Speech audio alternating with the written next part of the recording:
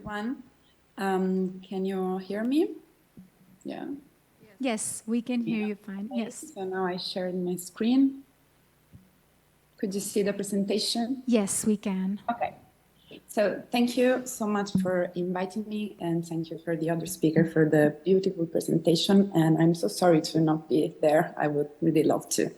But anyway, so I've been asked to talk about the impact of Airbnb in the urban environment because this was one of my previous research that I did mostly in South European context. But yeah, today I'm trying to give you a broader context of the overall phenomenon. So I really want to start with the actual figure of what is Airbnb today. So 3 years after the pandemic peak, the performances of Airbnb have nearly surpassed the pre-pandemic level. You can see from this graph, this is the 2020, and all the performances rates gets higher and higher. So there are currently over like 4 million of Airbnb hosts worldwide and over 6 million of active listing on the platform, literally all over the world. And the average host can earn almost $14,000 annually. And Airbnb is valuated in the stock exchange about $113 billion. And it is estimated that Airbnb now has more than 20% of the market share in the vacation rental industry. In fact, Airbnb, through its expansion, has helped create this very brand new kind of market, which is the short-term rental market. And this market is not only populated by the platforms such as Airbnb, Vrbo, Booking, HomeAway, etc., but also with other players, so the OTA, the vacation rental, the property manager. This new market is one of the most profitable market in today's urban economy. And the boom of this sector has several causes. Of course, tourism, the tourism industry is very closely related. So many cities around the world have realized that this industry can be really a turnaround for the internal economy of cities. And in the last 30 years, at least for the Western world and for the Western Europe, tourism has become accessible to a larger part of the population. So by, for example, lowering the travel cost, as the advent of the low-cost airlines have really changed the way that people travel. So, for example, the so-called city breaks, in which that is a very short trip over a weekend, and so these city breaks promote small and affordable travel in nearby locations. And the mass tourism and the economy that has generated has helped overall the urban economics, such as like there have been like this kind of rediscovery of cities through tourism, and this also bring a redevelopment of part of cities, such as mostly historic center, but also bring like a lot of investment in tourist facility, major events, fairs, expo, sports events, etc. And of course, another important piece in the city renewal program is the role of Starchitect, for example, that we have already talked about. So that in many cities put their signature for a contribution of an urban regeneration process, if we can say also urban rebranding, as we already mentioned. And I think that here in Tirana is very visible this kind of process, in particular with involving big architects in the regeneration of cities. So cities also use tourism and the tourism economy to try to recover from the 2012 crisis. In particular, cities in South Europe. You can see some of the advertisements in the slides, and that period, the 2012, 2011, it was also the period in which Airbnb had its approach, let's say, in the European market, and found some cities that were completely like a fertile ground, let's say, to expand without major limitations. But in this, we also have to keep in mind, while trying to understand why this big expansion of Airbnb, we have to keep in mind about the global real estate market. So this phenomenon, the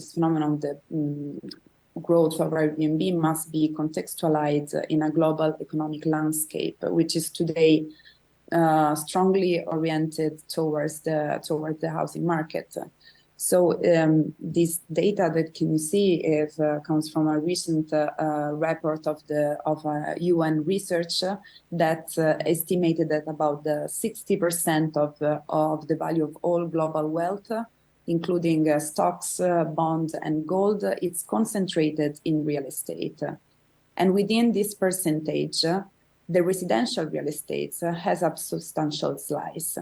So what is the problem? So that this global trend has led to a progressive commodification and mercification of the object of house, which is now increasingly treated as a consumer and investment commodity, rather than like detaching its original function of living, of inhabiting, of a social needs, let's say. Yeah, sorry.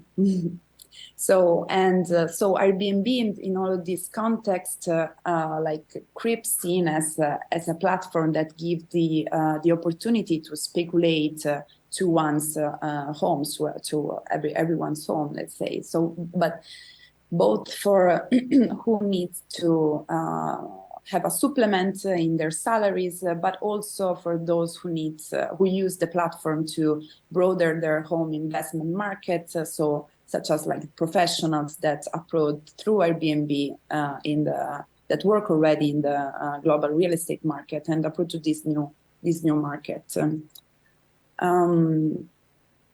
So Airbnb all over the world, more or less, have a very deregulated expansion, and has brought many negative effects to cities, especially those subject to high touristic flow. And so now I will show you some of the major issues that saw Airbnb as a disruptor, let's say. First, of course, the hotel industry is the largest competitor of Airbnb since the beginning, and of course, the problem is that there are structural differences that advantage Airbnb over the Airbnb market over the hotel one. For example, hotel have let's say are the owner of their structure, and they have very high entry costs and operating expenses that are required to manage.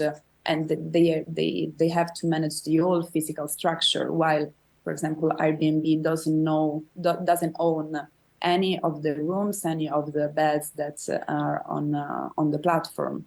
Airbnb is just like an online marketplace, And to enter in this marketplace, it really needs a very low entry cost. If someone has an apartment, it's no expenses. So the competition with hotels has been problematic for these issues.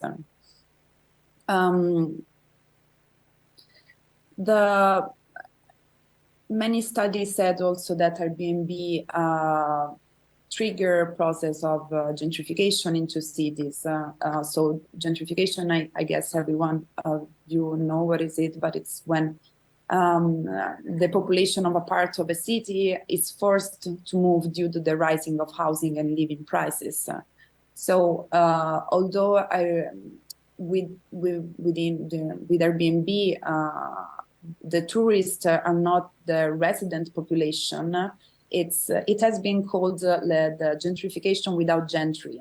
That means that a part of the city is completely depopulated because tourists are temporal population, temporal residents. So this kind of process, it's not a change of population, but it's a depopulate, like this depopulate area full of Airbnb and without any more residents. Similarly, the so-called touristification, it is that it has been said, like the so-called over-tourism mainly refer to the negative consequences that unregulated tourism can bring into cities.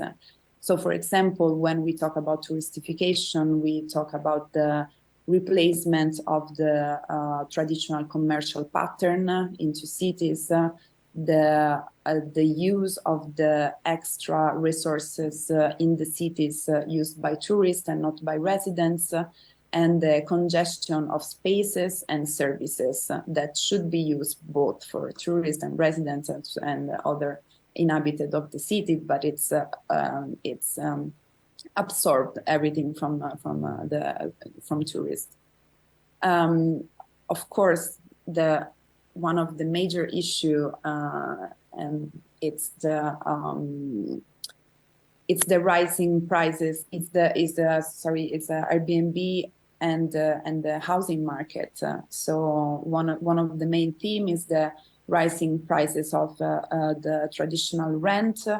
And also through gentrification, it makes to rise the value of an area. So it also rise the cost for the selling purpose.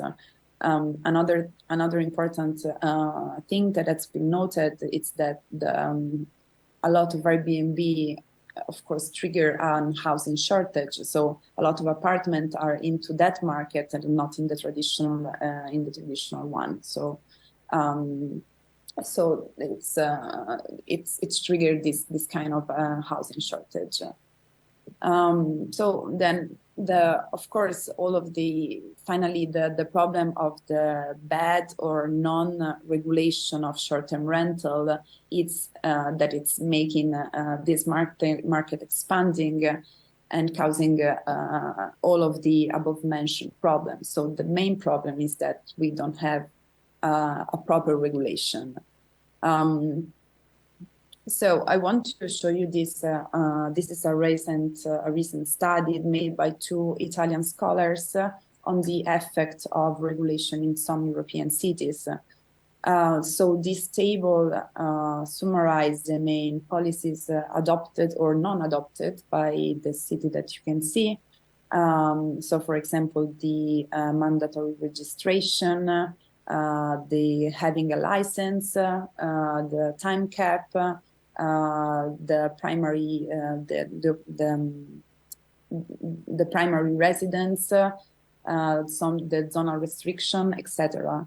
So it's not that, like, many cities around the world has responded to try to regulate this phenomenon, that it's kind of had some destructive effects, some negative effects into city.